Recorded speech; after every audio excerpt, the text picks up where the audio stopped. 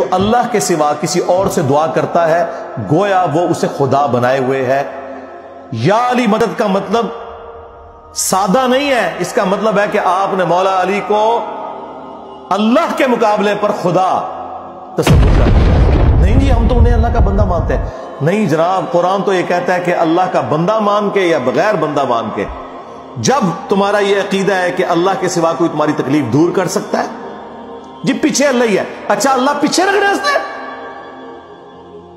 یہ دیکھیں حدیث میں لکھا ہوا نماز کا طریقہ، اور نہیں جی ہمارے امام صاحب نے بھی تو وہی کچھ بتایا نا، پیچھے تھے اتنے بھی نبی علیہ السلام نے، نبی علیہ السلام پیچھے رکھنے کے لیے، میرے نبی صاحب ہے ہی کوئی نہیں، تیرے بابے تھے شاہ ہی کوئی نہیں، اللہ پیچھے، رسول پیچھے، آگے تمہارے بابے، عزتیں اویل کی ہیں تم نے اللہ اور اس کے رسول کے نام کے اوپر،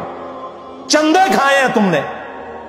رسول اللہ کے نام کے اوپر صلی اللہ علیہ وآلہ وسلم، سواریاں سوار کی ہیں تم نے مکے اور مدینے کے نام کے اوپر، اور غداری کی ہے اپنے دین کے ساتھ، ممبروں پہ چڑھ کے کہتے ہو قرآن و حدیث ڈائریکٹ نہ پڑھنا گمراہ ہو جاؤ گے۔ واہ، یہ کوئی یہودی یا نصرانی آ کے بات کرے ہم منہ توڑ دیں، جس طرح آج آگ لگانے کے اوپر قرآن کو ہمیں کتنا غصہ چڑھا ہوا ہے۔ تیرا مفتی ہر جمعے کو کھڑا ہو کے کہ قرآن اور بخاری ڈائریکٹ نہ پڑھنا گمراہ ہو جاؤ گے، آگ تو یہ لگا رہا ہے، وہ آگ تو ایک دن تھی، اس سے کوئی فرق نہیں پڑا۔ قرآن کے ملینز آف کاپیز دنیا میں موجود ہیں، ملینز آف حافظ قرآن ہے، قرآن کو کوئی آگ نہیں لگا سکتا، دنیا سے ختم نہیں کر سکتا۔